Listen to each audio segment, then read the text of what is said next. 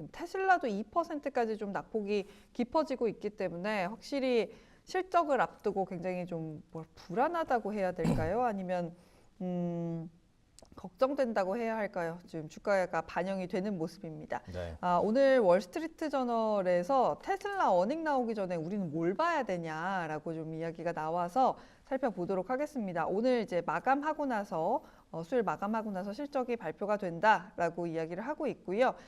EPS 같은 경우는 0.66달러 정도가 예상이 되고 지금 매출액 같은 경우는 26억 2천만 달러 정도 예상이 되고 있다라고 합니다.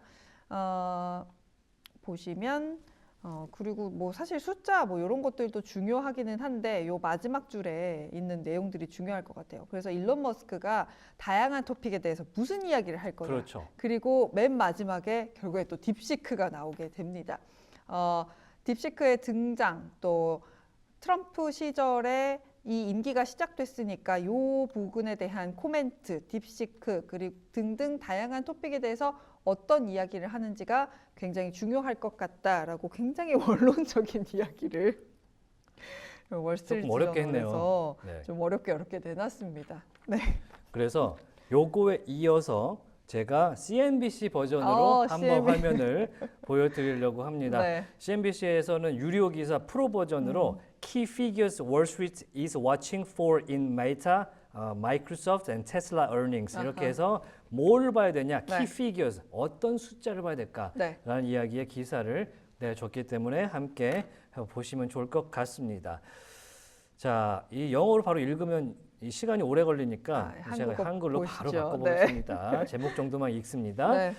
자, 모든 시장이 이 대기업 실적에 눈이 쏠려 있다 이런 얘기하고요. 먼저 메타 보시겠습니다. 메타가 어떤 수준의 자본 지출을 하느냐가 이번 실적 발표에서 키 피겨라고 합니다. 근데 캐펙스는 발표한 거 아니에요?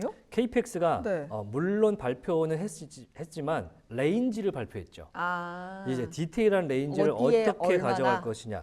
600억 달러에서 650억 달러의 KPX를 올해 가져가겠다라고 사실은 일종의 잠정 실적처럼 KPX만 딱 낸 거잖아요. 그 페이스북 게시글에다가 그랬을 때 요거를 넘느냐 혹은 하회하느냐.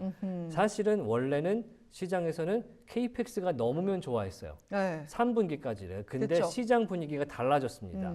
KPX를 덜 지출하고도 혹은 엄청 적게 지출하고도 딥시크 같은 친구가 튀어나올 수 있으니 어떤 센티멘트로 이 KPX 자본 지출에 대해서 인정할 것이냐 이런 코멘트가 나올 거거든요.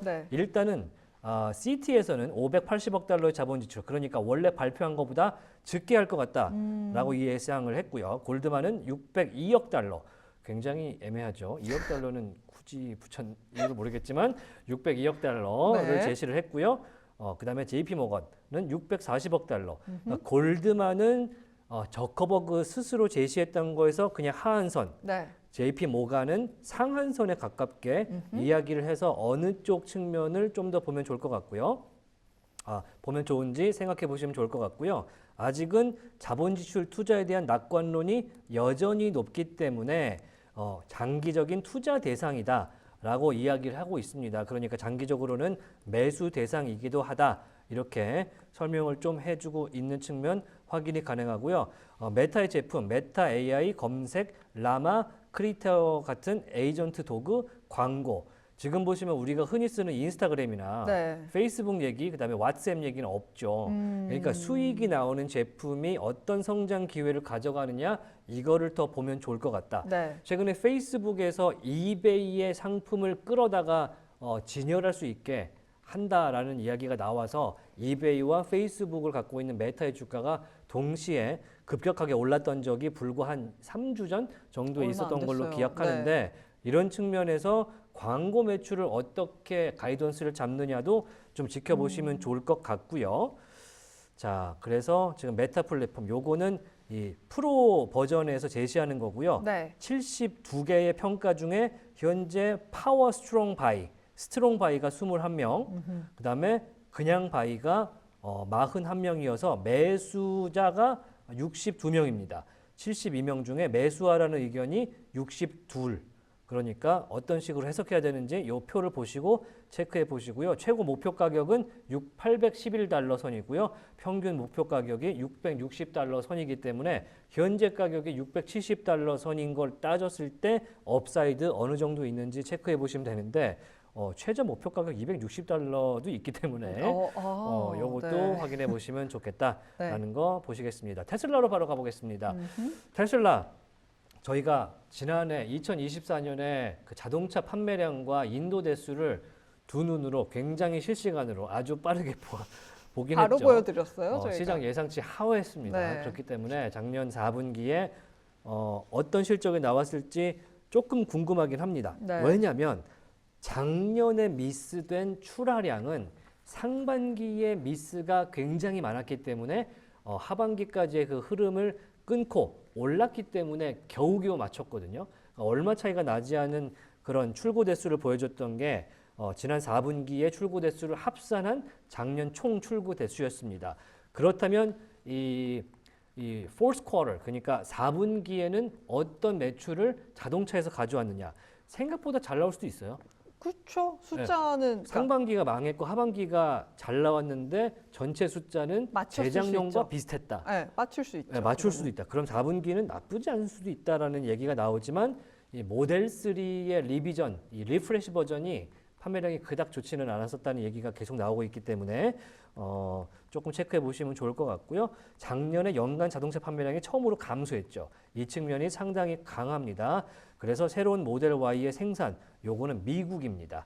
미국에서 얼마나 빨리 시작되고 출고되는지가 핵심 변수가 될 것이다. 그래서 어닝콜을 꼭 보셔야 된다라는 말씀을 드리도록 하고요. 네. 델라이니 같은 경우는 테슬라가 장기적으로 좋은 위치에 있을 것이지만 위험이 있다. FSD가 언제 완성이 돼서 나올 것인지 생각보다 오래 걸릴 수 있다라고 이야기를 하고 있기 때문에 이 점 고려하셔서 매수와 매도를 판단하시면 될 것 같습니다. 52명이 의견을 제시했는데요. 강령 매수가 7명, 그냥 매수가 16명. 그래서 23명만이 매수 의견을 내고 있습니다. 네. 그 절반이 못 미칩니다. 현재 매수 의견이 절반이 안 된다는 것도 확인이 가능하기 때문에 체크해 보시고요. 홀드가 가장 많습니다. 비중을 그대로 갖고 있어라 정도가 가장 많은 측면인 점 체크해 보시면 좋을 것 같다. 마지막으로 짧게 마이크로소프트만 보겠습니다. 애저 사업부가 얼마나 성장할지 요게 중요할 것 같고 그거는 이제 3분기 실적과도 마찬가지긴 한데 클라우드 서비스 부문이 지난 분기에 실적 발표 때도 폭발적으로 늘면서 그쵸. 다른 분야, 특히 엑스박스라든지 게임 분야, 일반 판매 분야가 많이 빠졌을 때 클라우드가 다 메웠거든요. 그런 부분을 체크하시면 좋을 것 같다.